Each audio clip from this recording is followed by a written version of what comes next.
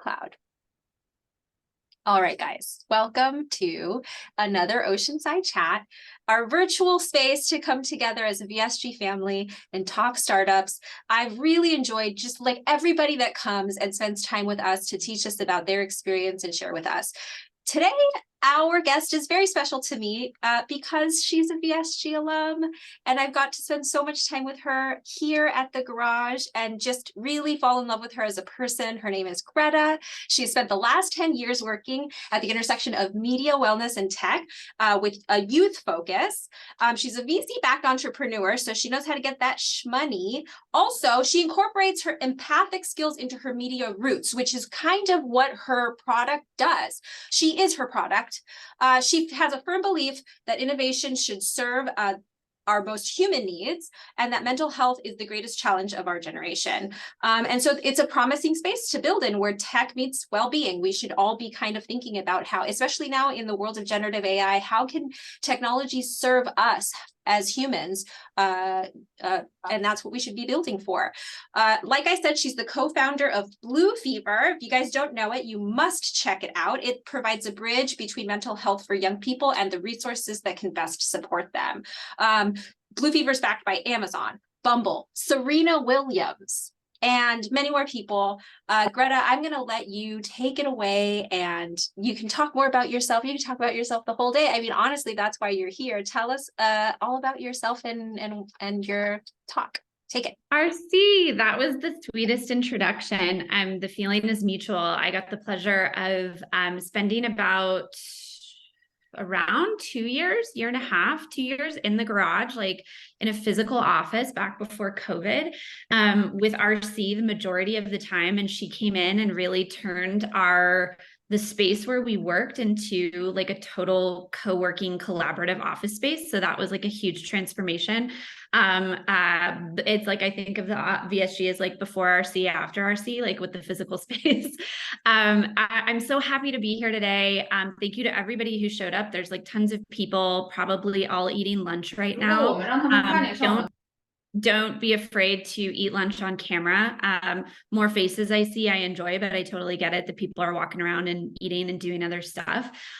Before I start in and tell you more about my journey, I'd love to understand who we have here. So can people, you can either raise your hand if you guys know that feature, the raise hand feature at the bottom.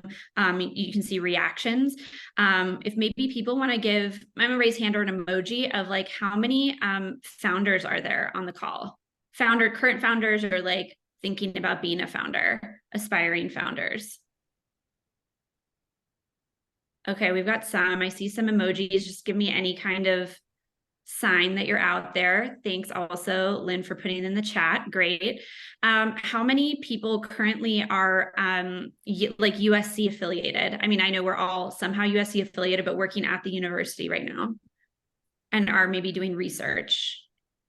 How many people? Cool. Awesome. That gives me like a little sense of where we are. I really, my style of presenting is, I like to be pretty natural and not overly prescriptive because we are a small enough group that I think that we can have a recent grad totally counts. I'm a grad of USC, fight on. Very cool.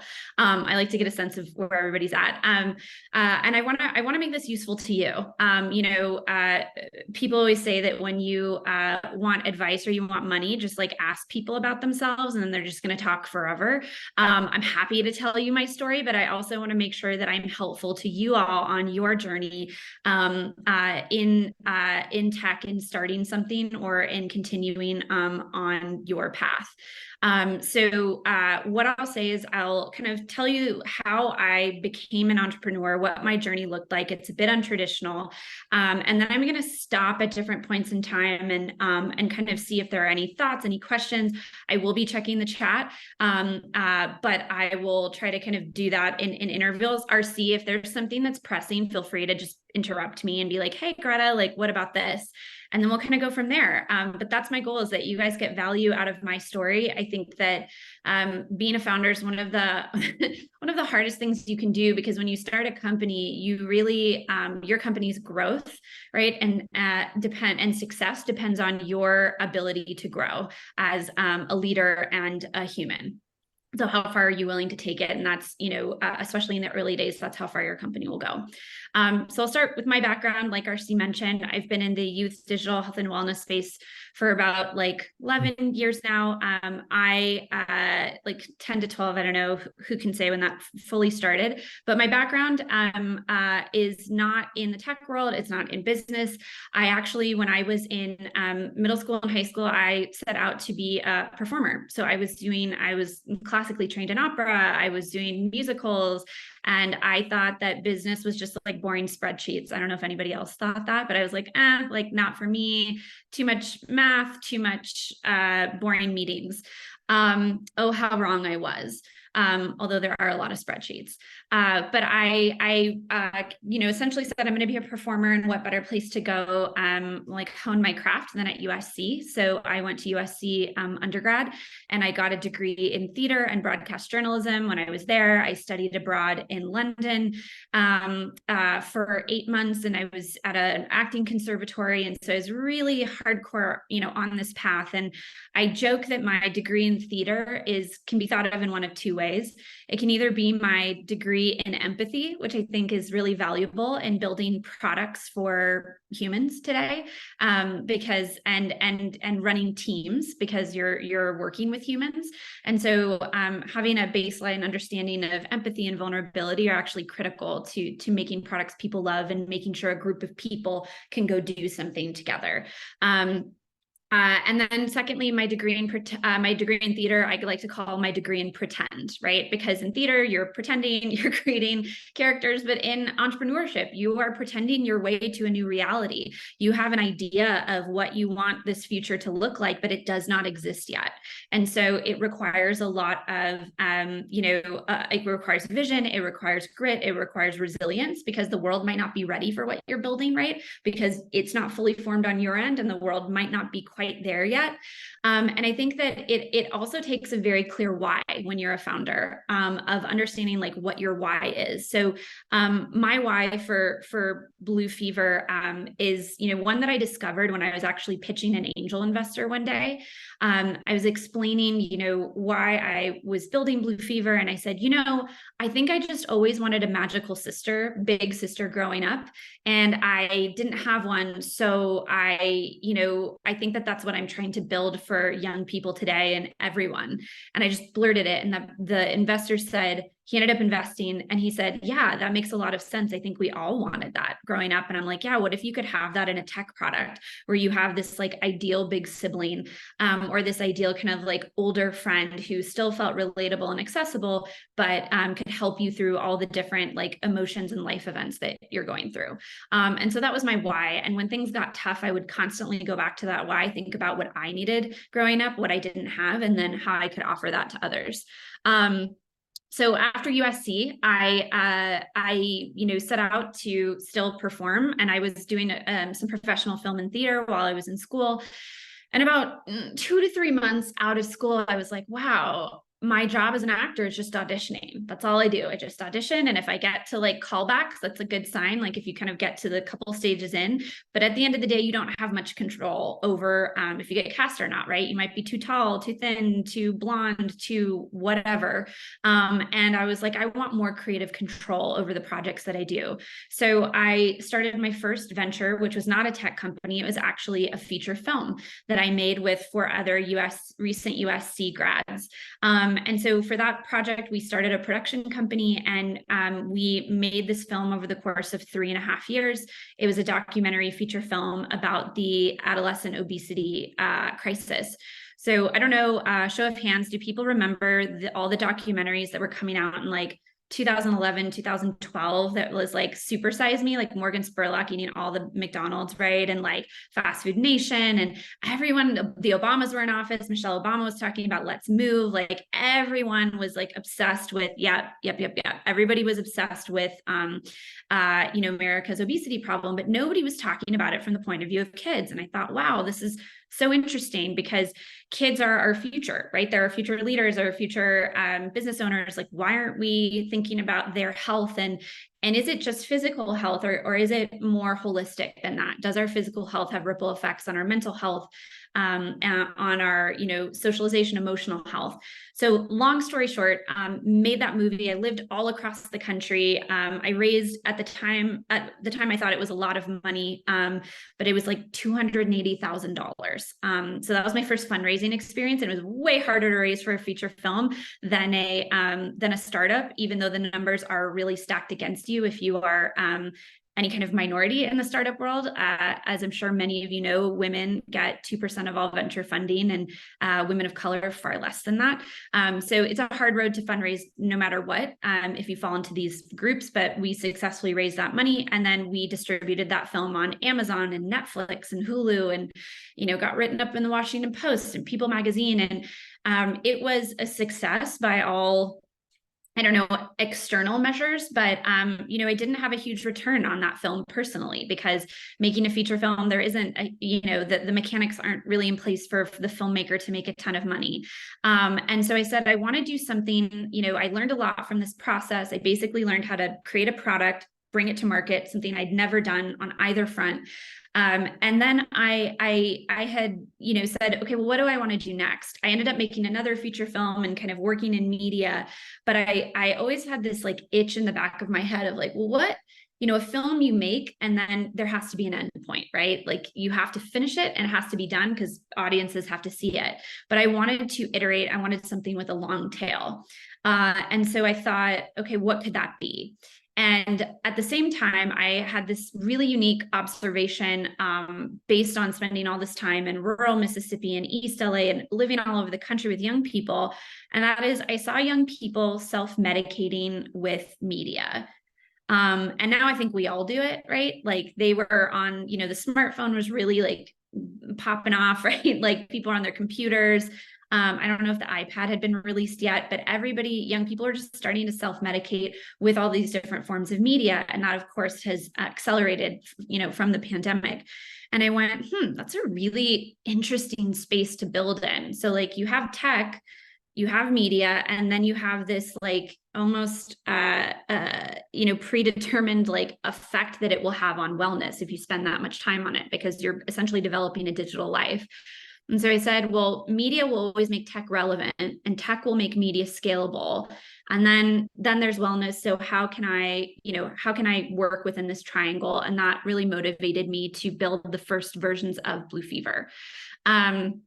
Before I kind of get into Blue Fever, any questions, comments, before I talk about, kind of what Blue Fever V1 looked like? And then if you have any thoughts in the chat that you want to share of like, hey, I'm curious about building a product, I'm curious about fundraising, let me know, and I can lean into those areas as well. Team building, recruiting, any of that. Did I start solo? Great question. No, I did not. So I started with a co-founder. I actually met my co-founder at the Sundance Film Festival for a movie that we both didn't get into, which was a very funny story. And we both had a desire to create something bigger than just like an independent film. And, I had this kernel of, okay, people are self-medicating with media. I'm not an international founder. So I am a citizen of the US and have been based here.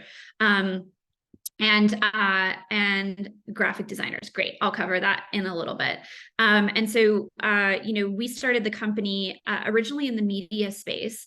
But then as we saw that more and more funding was in tech, and we saw that tech could create a more scalable solution, we decided to kind of move over into tech. So originally our concept was, if people are self-medicating with media, then they are going to be using it to feel better, to essentially develop their identities. And we thought, okay, well, we're filmmakers, and we had this like licensing company where we had started to work with other filmmakers, curate their content, tag it actually by mood and emotion, and license it to Hollywood studios. And we saw Hollywood was super slow, and we thought, okay, well, what if we just create our own platform? Like, what would that look like, where people could come on and find something for whatever mood or life situation they were going through? And at the time, all of these subscription video on demand platforms were blowing up. So that's like essentially like a Netflix, right? Or a Hulu. Now we see now that all the big players have won, but back in the day, like little tiny ones were popping up all over. It was like a Netflix for, queer people. That's actually still growing. A good friend of mine runs Reverie, but there were like more, it was like a Netflix for like motorcycle enthusiasts, Netflix for this, Netflix for that. And a lot of those have died off or been acquired. But essentially we were like, okay, well, what if we created a Netflix for women, and we focused on millennial women, and you could come on, and no matter what you were going through, we would give you a piece of content to help you get through it and make you feel less alone, make you feel heard, hopefully make you feel inspired. And so we started with a really, excuse my French, shitty Squarespace website. That's how we launched. We literally like curated videos from YouTube, stuck them on a Squarespace website, sorted them by mood and emotion, right? Just working with ourselves and interns. And we were like, here's our product. And we started pitching VCs, and we got about 200 no's until we got our first yes. You have to run through a high volume of pitches until you get to a yes. And our first yes was from a VC in the LA area named Jessie Draper. You might have heard of her. Maybe you've heard of her dad or her grandfather. She comes from a pretty legendary Silicon VC family. And she said, look, I don't invest in media, but I really like you guys. And I'm in. And I'm in for 150,000. And we said, holy shit. That's amazing. And we said, we know in VC land, you have to have a lead, and a VC lead essentially sets the terms for your round and does the majority of due diligence. And she said, well, I don't lead.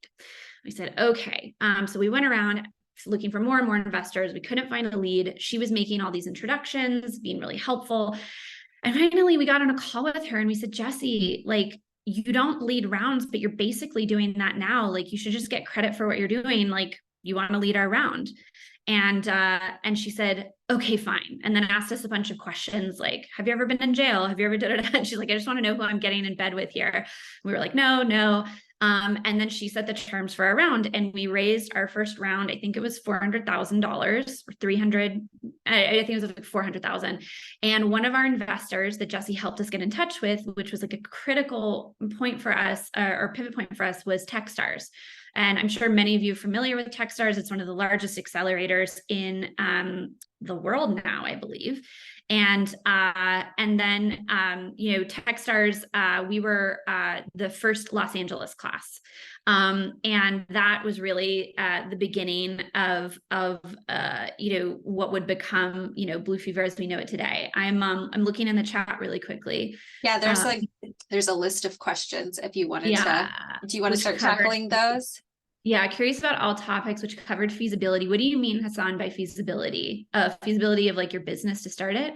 Sorry, I have to jump. What made you think we need to fundraise? What milestone? Great question. Did you go to a movie? No, I did not go to a movie festival to find a co-founder. It was just out of the blue. It was totally out of the blue. I think that, my advice there when you were looking for a co-founder, this is a great question and something that everybody thinks about.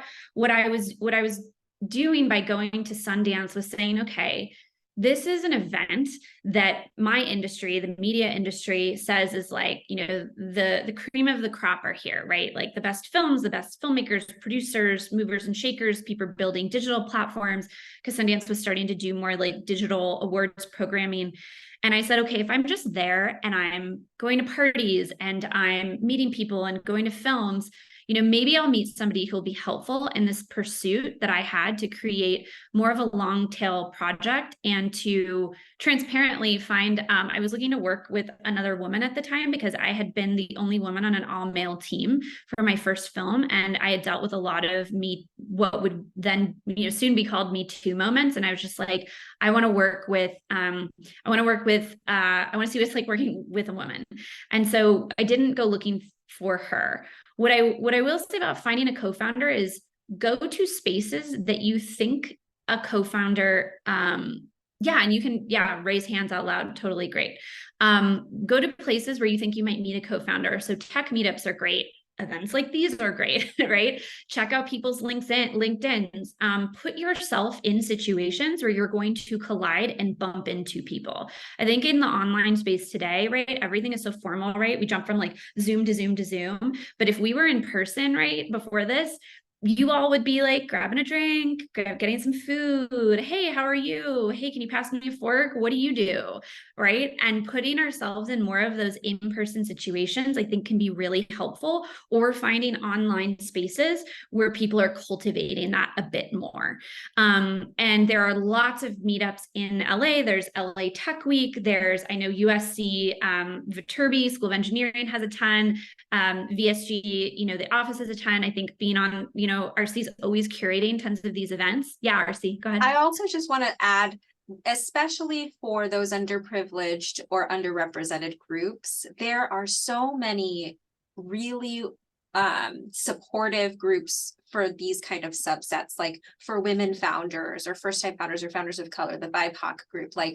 And I've never once had any founder at VSG attend something like that and come back and say, well, that was a huge waste of my time. It's always beneficial to come together with people who you feel totally understand you, even if the whole point of it was just to get you through the next week of what you're doing.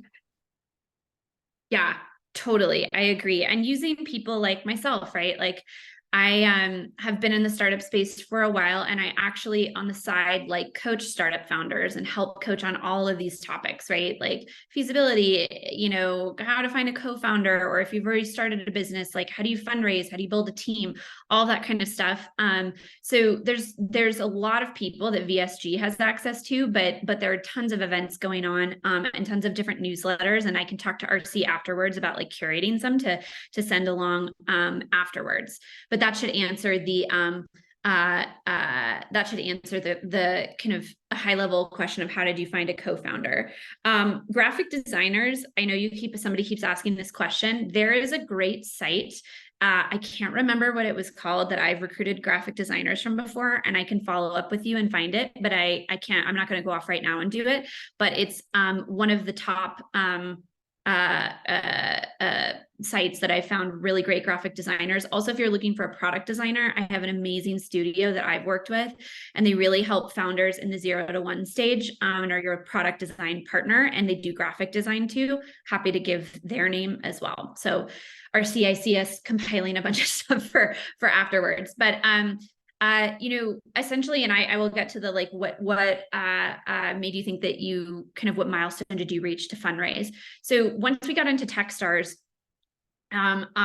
we were just thrown into this world where we were like, okay, we're media founders, but we are in this tech world, and it was just like our MBA in 3 months of like, quote unquote MBA of like how to become a tech founder. And by the end, our managing director, Anna Barber, who's now at M13, which is a pretty big fund in LA, she was like, wow, you've really transformed. You came in here filmmakers, and you came out tech entrepreneurs. So I highly encourage anybody to check out Techstars or to check out any tech accelerator. If you are a first-time founder, especially, it really helps you get to the nuts and bolts and start to build that network.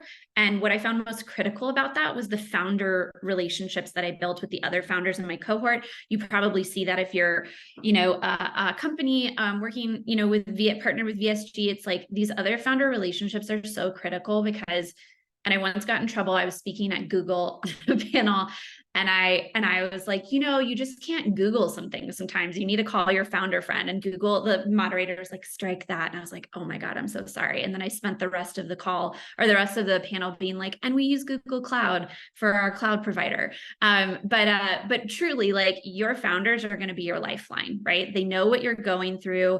They have relationships with investors. They have relationships with advisors. They can help you.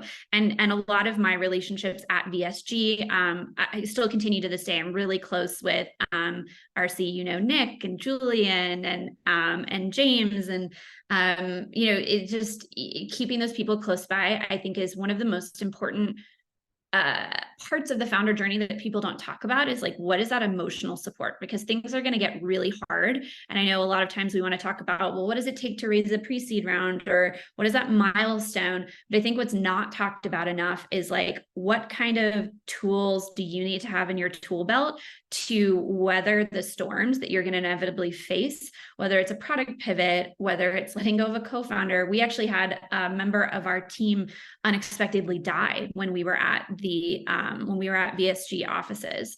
And just, you have to be able to kind of ride those waves and build that resilience.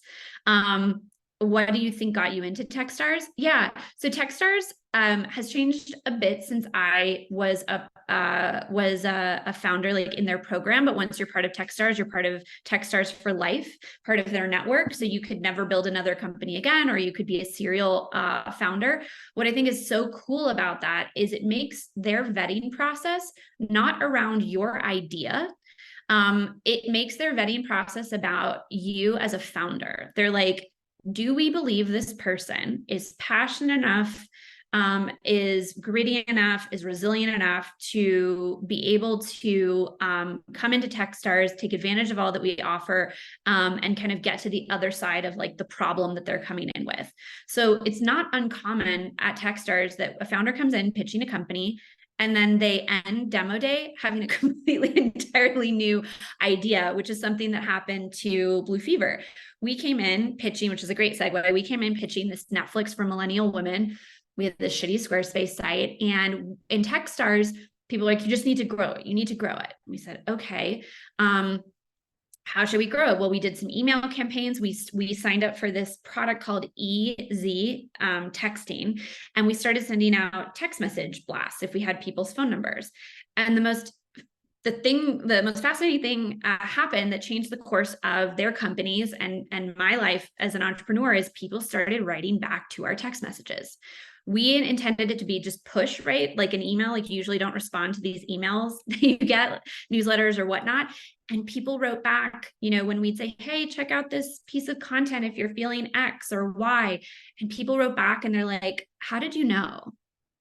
How did you know I was feeling stressed? How did you know I was going through a breakup? How did you know I just got a new job? Or wow, thanks so much. I have another question. And we just kind of looked at each other and said, well, I guess we should text back. And we started texting back. And what happened from there is we realized that our age demographic dropped from millennial women to Gen Z.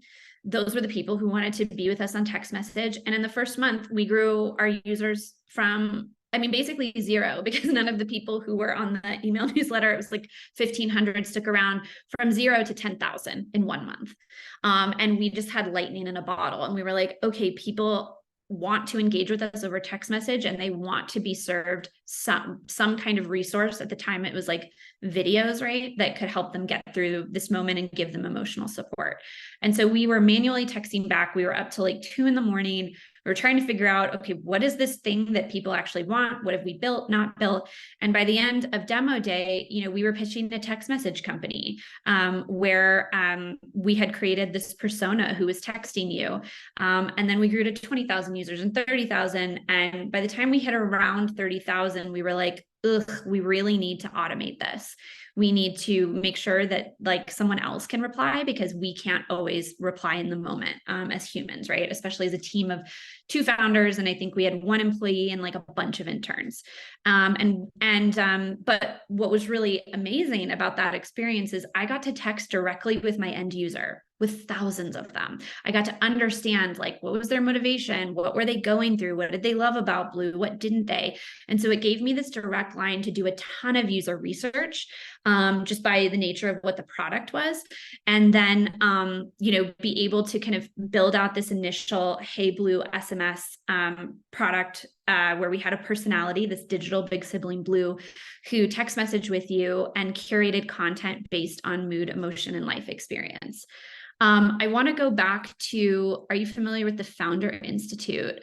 I'm going back to the chat. The Founder Institute sounds super familiar to me. I have to look it up really quickly and just see if it jogs my memory. I don't know too much about this accelerator, and I don't know too many people who've gone through it. but that doesn't mean it's good or bad. It just means I don't know a ton about it. But I have heard of it before. When somebody was asking, what was the milestone that made you think like we need to fundraise? So initially when we fundraised, we were fundraising in a more forgiving economy than today. And we knew we needed to fundraise because we had a product roadmap, we had costs, neither of us were working like full time, right, on the product. And we said, we can't take this product to the next level until we fundraise, because we have hosting costs. We have, initially at the time, we were going to create our own content, which is kind of wild that we even wanted to do that because it's so expensive. But we had all these costs that we had laid out in our product, and to pay ourselves really small salaries, and we couldn't make progress until we really we pushed ourselves as hard as we could, until we got to the point where we're like, we can't go any further.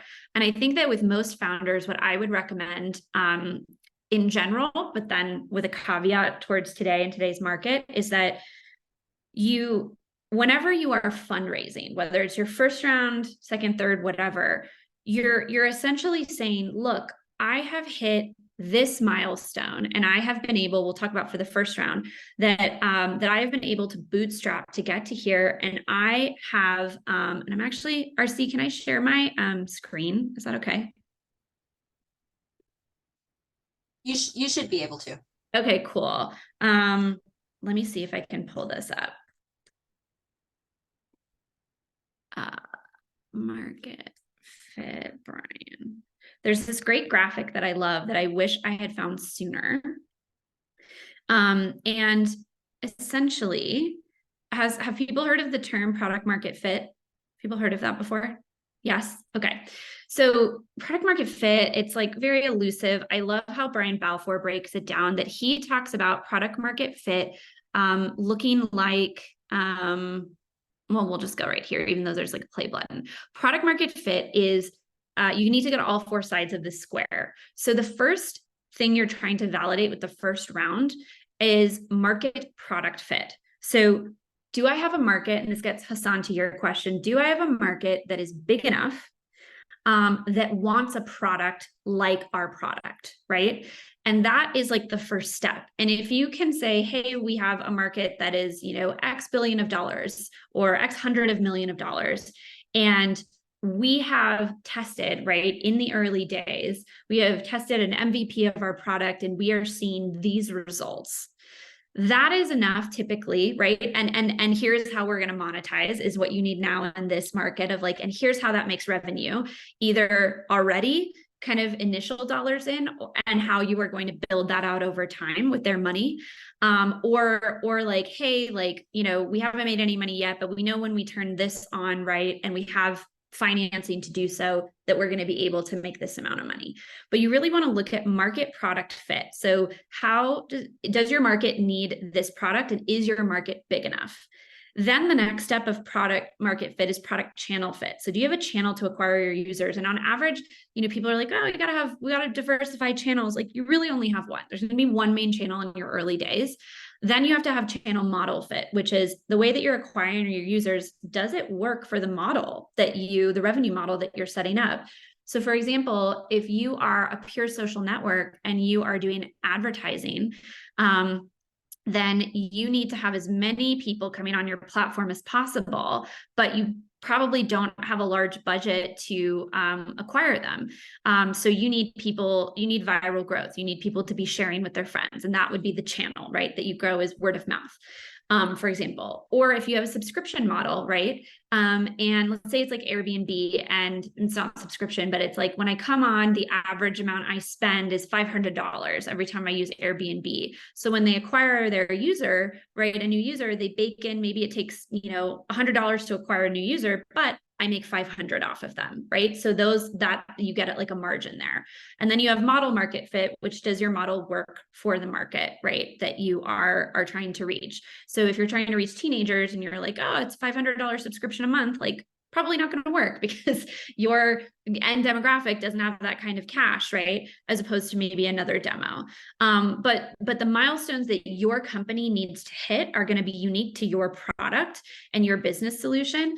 And it's really a matter of, I encourage people to think when you raise another round, it's like, did you take it as far as you can to create the results that you want to create? You have your North Star. Do you have these KPIs that you have hit, your key performance indicators that you've hit, so you can go to an investor and say, look, we've achieved this, this, and this. In order to get to the next step, we cannot do that without money. So that is why we're raising investment, and here is our plan moving forward. But just saying like, oh, thanks for sharing, Hassan. But just saying like, hey, I need to raise money because I need to work on this full time. When I hear founders say that, I'm like, like that doesn't fly. Didn't fly then. And maybe it flew a little bit more back in the day, but like it does not fly now in this economy. You have to show that you would at least have some semblance, right, of what Brian Balfour talks about in product market fit. And for each company that looks different. And for us back in the day, we had a product, we had a website, right? That was our product that was curated by Mood and Emotion. And we had an email list of 1,700 people who had like a click-through rate of something else. And we had a really big vision, and we were the founders. We had founder market fit as well. We were founders that Techstars and people like Jesse were like, if anybody's going to do this, these are the founders who are uniquely qualified. So when you're raising that first round, it's the founder, your traction thus far, and then do you have the plan to move forward? And the plan really becomes your pitch. Yeah, RC. Question on this, and this is mainly because the kind of like landscape for investment, getting people to give you money, it's volatile to some degree, and the way it happens changes over time, but there's a lot of things that kind of run true. In your experience with being the right person, having a real roadmap that you can speak to intelligently and get that confidence from the investor that you know what you're going to do with their funds, how much of that conversation also involves their desire to get a return on that investment, and is that is that a good time to be also prepared to answer those types of questions? Yeah, I think when you're fundraising, it's a great question. When you're fundraising, you're really asking me the question, how do I know what I need to be prepared to talk to a VC about when I'm pitching them, right? And specifically, should I be asking about their return window? And I think that absolutely. So when you fundraise, you should be doing a lot of diligence on investors before you speak to them, and making sure that they're a match for your company. Just because Andreessen Horowitz is a blue chip VC firm does not mean that they'll be the best investor for your company. And so with Blue Fever, we've been very careful about, I've gone out and said, I want to make sure that I bring values aligned investors to the table who understand, my vision, and who are willing to take that journey on the timeline that we know it's going to take. Because Blue Fever isn't a company that's like, hey, we're going to launch 2 years later, we're going to sell for, $100 million. That's not like the cycle that this company will follow. And I have seen many times when you don't have investors who are not, maybe call it like values aligned or purpose aligned, that's when you get in real trouble. So it is critical, especially if those investors join your board. So it's really critical to go, I ask investors a couple questions before I start pitching them. I say, I want to get to know you. Tell me about your fund. Tell me about why you are at this fund. You could be doing a lot of different things, but why are you here? And then I ask them, what's their ownership target? Because that tells you about their strategy. How much of your company do they want to own at this stage? What return window do they typically look at? And do they lead or not lead, right? And that's going to give you some information about how they approach investment, and are they going to be a fit for you? Does that answer your question, RC? Yeah, I mean, it's super insightful. I think that Blue Fever has always, Blue Fever as an organization and a company has always impressed me with this approach that you guys take, which is, we are special and we're interesting, and this should be a marriage of ideas, not just of money, and making sure that works in both directions, right? Right. And you're the expert in from your direction. And so kind of impressing your interests and what you're trying to accomplish. I think oftentimes startup founders are hesitant to behave in that way, especially when they're fundraising, because they're so desperate to just get the investment that they're willing to negotiate a little bit of their own, you know, what they find to be valuable and important to them. And it's a balance, obviously, but I've always been really impressed with how you guys have been able to kind of maintain integrity in what it is that you're doing in a way where every investor that you guys brought in through the door really aligns with your guys' purpose and your timeline and the way that you intend to build out your business. Yeah, thank you. I appreciate that. It also it has made it much harder to find investment, right? Like, because when you're looking for that particular profile of person, you get a lot of no's because a lot of people don't fit that. And something that I always tell myself, right, when I get a no, I'm like, okay, it's like, or if I'm waiting for somebody to get back to me, I'm like, okay, it's this or it's something better or it's someone better, right? Just to tell me like this person, this fund isn't the end all be all. And sometimes it really sucks because there are funds that look like they're going to be perfect on paper. And then you get to know them and you're like, wow, you're not what I thought you were, or, oh my gosh, I want to work with you. And then, you know, they just don't end up getting it and they don't end up seeing it.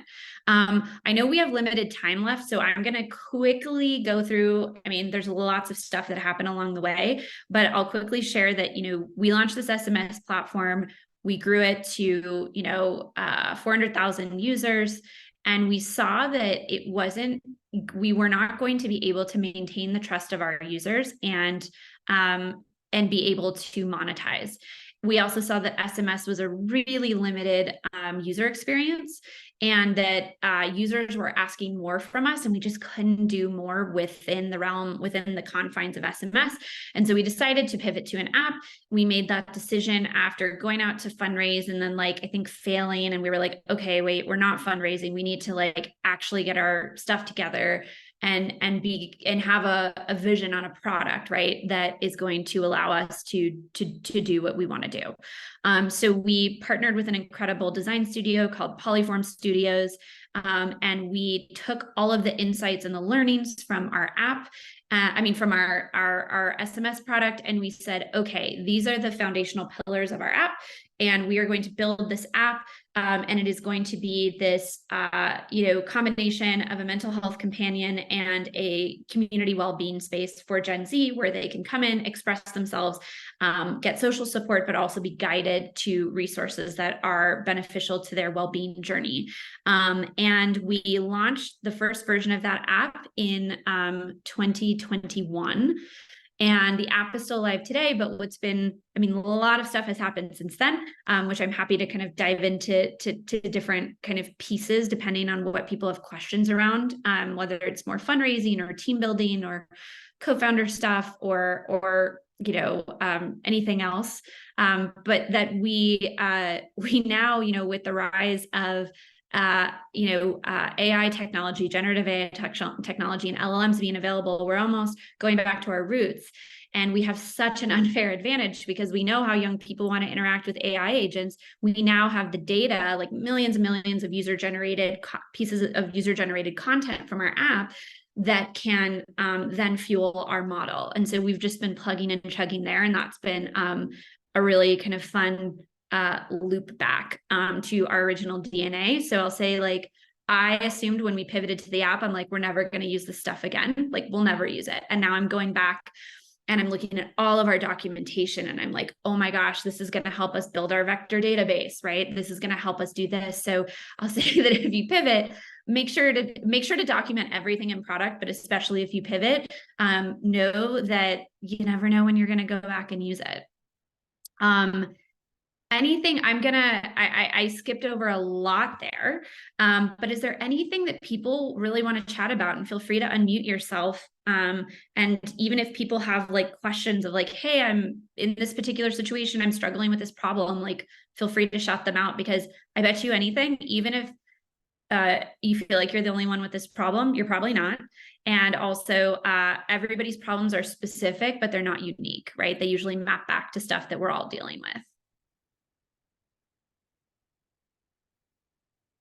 Questions, comments? I have a few things. So I wanted to double way back to even you were talking about Techstars and most accelerators, and even VSG is the same in that we really do want founders to help founders. It's such a huge underrated resource. And one of the things that you had mentioned was like the tools and like the strategic guidance that you could get from people who are doing kind of the same muscle memory style stuff. But one of the things that I think is worth mentioning is also just the social, like where it's like what you provide through Blue, but for each other is this kind of social emotional support, being understood, feeling understood.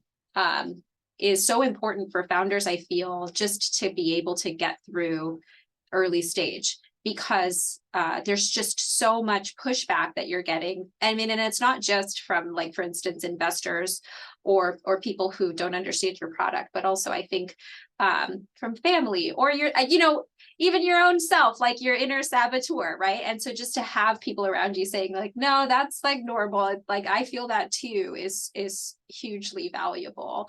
And kind of moving into that direction a little bit, my question is like, what were some of the major challenges that you faced as a founder, just deciding to continue doing this? And like, how did you manage that? How did you handle that? Yeah. RC, I think you're tapping into something again that when you read all the glossy TechCrunch articles and every VC's like Twitter thread ever, or like thought piece, you just don't see this. But all these conversations are happening behind closed doors, which is being a founder is one of the loneliest jobs you can do, right? Because you, especially if you're a solo founder, like, you are responsible for all these different kinds of stakeholders, your investors, your advisors, your customers, your users, your team, your potential new team, right? Like, you are responsible for everyone, and you're carrying so much on your shoulders, and you don't know who to have what conversation with, right? Because if you tell your investor like, oh, things aren't going well, right? A certain kind of investor might blow up, right? And then that's actually not going to help you at all. And so I think that when things got really, in periods where things got really, really rough, I was very fortunate to, and this was, when team stuff got rough, or when we were deciding to make a product pivot, or when fundraising wasn't going well, like, pick any and all of the above. I had a community that I could lean back on. So when we were invested in by Amazon, we got to engage with a lot of the people who worked at Amazon or who were mentors. And from there, I built up a really strong network of mentors and advisors. And I will never forget, I have, and now he's a friend, but this one mentor from Amazon who, as I was navigating during the pandemic, a lot of stuff, including some challenges with my co-founder who had moved to the Cayman Islands. And there was a lot of just loaded stuff in that. This guy said, I will meet with you once a week, every week for an hour, like free of charge. I will sit with you. And I truly don't know, RC, if he hadn't done that, like if I didn't have a space to kind of take off this, I like to think of it, it's like if everybody has a backpack, right? At different times in our lives, we all think our backpacks are the same weight, but like at that time, my backpack was so heavy. It was full of so many rocks. And I just had that space to be with him and take off the backpack for an hour, and know that he would help me hold it. Right. And I think that, it sounds like really like mushy. And a lot of times when you're talking about like business, you're like, oh, I want to know about this KPI, this, but like at the end of the day, the one main ingredient of all high performing teams across category is vulnerability. There's this great book called The Culture Code, if you're running a team, you must read it. And if you do not practice vulnerability yourself as a founder, then your business will suffer, then your team will suffer. And for that 1 hour a week, I got to be in a safe space and be vulnerable with him because I knew he wouldn't judge me. He's been a founder multiple times, right? And anything I told him about all the crazy shit that was happening, he'd be like, yeah, I've been sued before. Yeah, this has happened to me. Yeah. And I went, wow, I feel so normal. And with so many of my friends and family who I deeply love, but aren't in the startup space or haven't been a founder, like they just wouldn't know what to say. They'd be like, well, why don't you just quit? And I'm like, no, It's not what I was like looking for, It's, right? it's So also like, ridiculous to suggest that a true entrepreneur would just ever quit. yeah, the name of the book, Naomi, I'll put it in here, is called the Culture Code. And all of my clients that I work with, I encourage them to read that and many more things. Let's pass Naomi, it to can we pass yeah, it to Detravius? He raised his hand earlier, yeah, and then Detravius, we'll and then Naomi Naomi. had a question. So maybe Naomi, so Detravius, why don't you verbally share your question? And then Naomi, why don't you verbally share your question next? Yeah, okay, start with, Okay. sorry about Oh, that. Detravius, why don't you go first, and then Naomi, I'll get you. Okay. Well, yeah, first, thank you for joining today, Greta, and sharing your thoughts, and then Arcilla, of course, for putting this together. And so I would say, like, you probably already mentioned some of this earlier, but so like my team is in the midst of pivoting to like another startup idea. And so what else should we consider with respect to like the team, the founding members? Should all founding members, there's only three of us, but should all three of us go to like the new like the company that we're pivoting to? Should equity be redistributed? And then how should we address this pivot like with our team, like non-founding members? Great question. Okay. I'm gonna do a little live coaching with you. I'm actually, if you feel comfortable, I don't know if any of your co-founders are on here right now. You can tell me if you No. don't feel comfortable, but I want to know, do you think everybody should be moving on to the next startup idea? What do you think? Like, what's your gut say? I mean, I'm one of the co-founders, but I would say no. Yeah. Why? I think mainly just due to amount of time that that what like we're able to put in isn't I guess like well balanced enough. Yeah. So I think that one, you should trust your gut. Sounds like you kind of already know. When people are pivoting startup ideas or even pivoting products, what I find with early stage teams is there's such camaraderie and loyalty there, right? We actually saw this happen with a company in VSG who like they all were so passionate, but it was very clear that like half of the co-founders were working on one problem and then this other co-founder was working on this other problem, and ultimately the company needed to move on to a new idea, and it only made sense for a certain part of the team to go based on what the company needed. So my advice to you would be like, you are not and it's hard to do, don't think about, you know, who of the team should do this or that. Think about what is best for the company, right? Okay. Think of the company as a person. What is best for the company? What, if we're going to take care of a company like it's a baby, right? And we're going to help it grow, like who has the best skill sets to take care of this company? Is it this person, this person, this person? And if you're going to do that and it's not going to be all of the old people, then I highly recommend starting over, redistributing equity, because again, what is best for the company is having a clean slate and it's having the right people, right? This like founder product fit or this founding team, founder market fit, and founder product fit. You want to have the right team working on it. So my advice is like distance yourself from kind of individual needs, which is hard to do, but think about the company needs and the startup needs. And that will guide you to, I think, the most successful place. And it'll also hopefully take the emotions out of it and make it more pragmatic.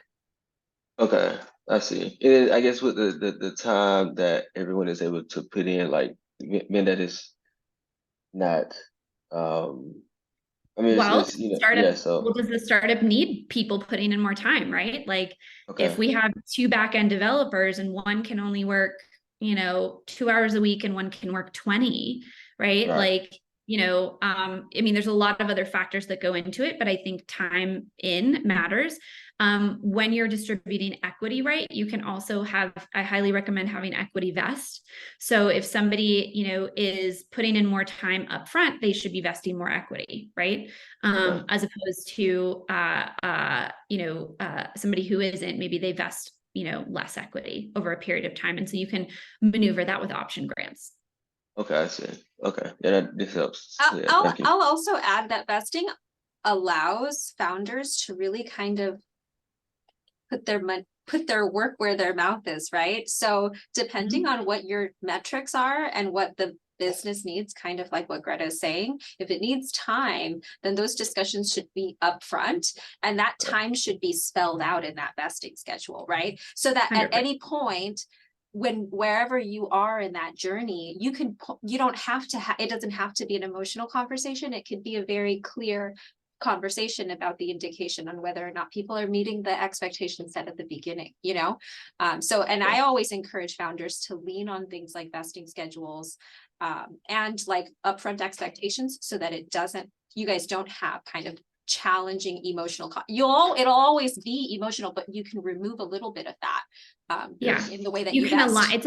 It's about what does everybody align to, right? And if you can align to the company's needs, and I highly recommend a 1-year vesting cliff, like highly, because you might find some people start off and they're like, I'm so excited, like we're here. And then they like vest some equity, then they don't really do anything. And they kind of are clinging on your cap table. Do a 1-year cliff. Really powerful. And I think there's different strategies. Like if somebody's going to be an advisor, you can set it up a little differently, but if they're going to be like a team member, even if they can't be full time, you want to make sure that you have the vesting schedule set up. Yeah. And Dave, you said it best, to avoid physical warfare and psychological warfare. Back to Naomi. Yeah. Naomi, why don't you go Thank you, next? And then we Greta. have Yasmin. Yes, Yasmin or Yasmin. So my question is actually the ultimate goal for business is to make our business sustainable by making the profit. So how do we actually make sure the customer eventually will pay? And at the same time, you know, it's nice that we have investors' money and join the incubator or accelerator, but how do we actually make sure that we make the profit at the same time meet the expectation of the investor? So maybe there's some conflicts or gap between expectations. So how do we actually deal with this kind of like conflicts or issues? So what I'm hearing you say is, how do I make sure that the investors' expectations are aligned with how I am building the company to be sustainable?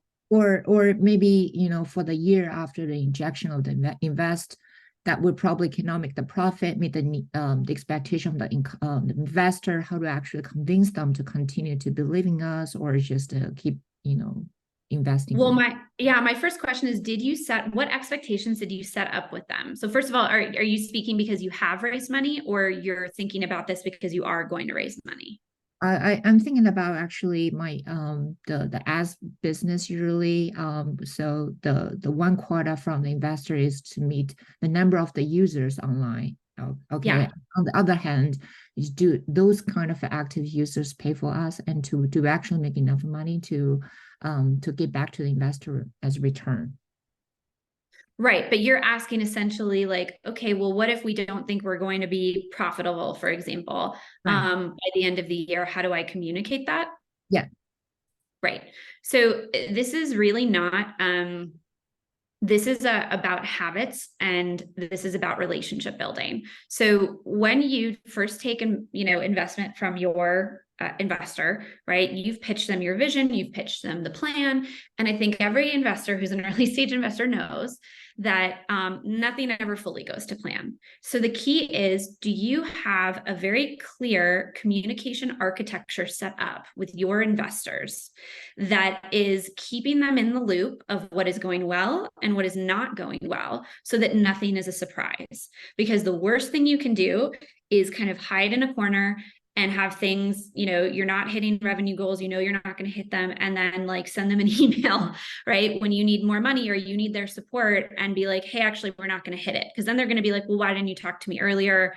I thought we were all good. So it's about building that communication architecture. And I recommend, having a monthly email where you just keep it really simple, right? It's like almost like hits, misses, wishes. Like, this is what we set out to do last month. Here's what went well. Here's what didn't go well. Like, here's where we are tracking to these larger goals. Or maybe here's how we've pivoted and changed our goals, right? Like, we're actually not going to pursue being profitable this year because we know we need to grow our users. That's actually going to be for, Q2 2024. But it's, what is that communication architecture? Is it over email, or are there some investors that you need to jump on a call with and say, look, we believe in order to actually make to be profitable, we need to do these 3 things, right? These are leading indicators of us being able to be profitable. We've done 1 of them so far. We're almost at 2. We need to do 3. So you're setting up how you communicate with them, and you're ensuring that they know you have a plan. You welcome their feedback. You might not necessarily take it, right? But you have a plan. What's their feedback on it? What are the risks? As hopefully you've chosen to have smart people invest in your company who are going to be value adds beyond money.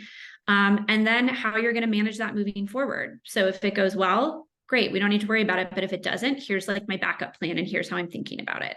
But it's like what you're trying to do is you're trying to get buy-in, and that's how you communicate and what you communicate. Awesome. Thanks. Did that help, Naomi? Yeah, exactly. I'd Cool. also just like to add, Naomi, this is something that I think a lot of founders get nervous about, is just, meeting these kind of revenue expectations or getting these returns on investment. And I think one thing is to just note that when you're fundraising, you really should think about how the investor is going to help you, right? Yes, they're giving you capital, and yes, that capital is meant for you to take care of it yourself. However, like if you have a really good alignment with your investor, they should know essentially how well you're doing and have connections, ideas, or they themselves as a maybe they're in your space and that's why they are believing in you and your product, should also be essentially a part of the team, so that you don't have this kind of like divide between you and them, kind of like reporting to them and feeling like you're getting a grade and they're the graders. You understand what I'm saying? I would say also, RC, you said these investors are giving you money. I make this mistake. They're investing money in you. They have skin in the game. It's different skin, right? But they have skin in the game. And I will say that, USC Viterbi is one of our investors. And every time I've come to Dave, right, with who I think is on this call, when I've been like, hey, Dave, here's what we're thinking about, or here's this, Dave will always give me my opinion, but he's never trying to give me a report card. But he's been around the block way more than I have, because he's seen so much and works with so many companies, that I not only, am getting money that Viterbi invested, but I'm also getting like the resources and network of Viterbi, and then I'm getting Dave's insights, right? He's seen things blow up, he's seen things succeed. And so I, every time I come to him, it's not like, is it a grade A through F, but it's really more like, have I done my job communicating? And honestly, Dave's actually really good at always pinging me and being like, hey, what's the update? So I could be better about my communication architecture, but he's an investor who is always like, yeah, I'll be a sounding board, and ultimately you've got to make the call, but here's my thoughts. And I think that cadence is important to think about, right? Because in some cases, you're the one leading the conversation, and in other cases, you have investors that will proactively check in. So just going back to like the original talk, I think it's just, you have to, those expectations are set up at the onset of your relationship development, right? Like you have to really understand who you're getting in bed with, and set that kind of cadence off early, right? So you understand the best communication strategies for the investors that are joining your team. And I think we have time for one more question. Yasmin had a question. If you want to come off mute, if you're still here. She left. Okay.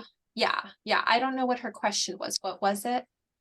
It was about, how do you pitch investors about your product market fit with users who say, I will pay for this, versus having real proof of transactions when you haven't generated revenue. And there's a lot of things you can do by surveying users and kind of asking intent to pay, et cetera. But I'm happy to follow up and kind of give an answer on that later. Any other final questions, comments for you, brave souls who stuck with us? Thank you. I feel like the time flew. It did fly. A lot of different things, but I hope this was valuable. Can you guys give me a sense, like thumbs up, thumbs down, valuable, not valuable? Like, yeah. Okay. When Vienna, awesome. Yeah. Thanks, Dave. You too. I'll put my email in the chat. Feel free to email me. Like I said, I work with founders. I'm always happy to help fellow founders. I might be a little slow on email, but just persist and keep following up with me.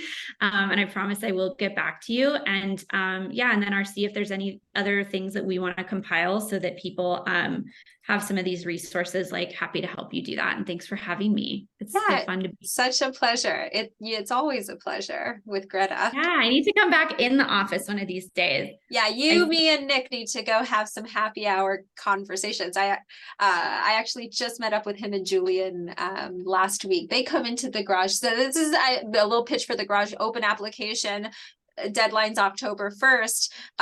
But once you live here for a full year with us, you can come back whenever you want. And so, for instance, Nick Daze, he comes and has a standing meeting with his startup here in our offices once a week, and it's kind of nice to see him every once in a while. And the open invitation to you too, Greta. Yeah, we should definitely. Our team's kind of, a lot of them are in San Francisco now and like a little bit more internationally, but happy hour for sure. I want some like sugarfish and some sake and all of that. Thank you all. Thank you, everybody. You are inspiring. Yeah, thanks for all your questions. Keep going. You got this. You're not alone. And please lean on all of us for any resources or questions you have. Thanks so much. Bye.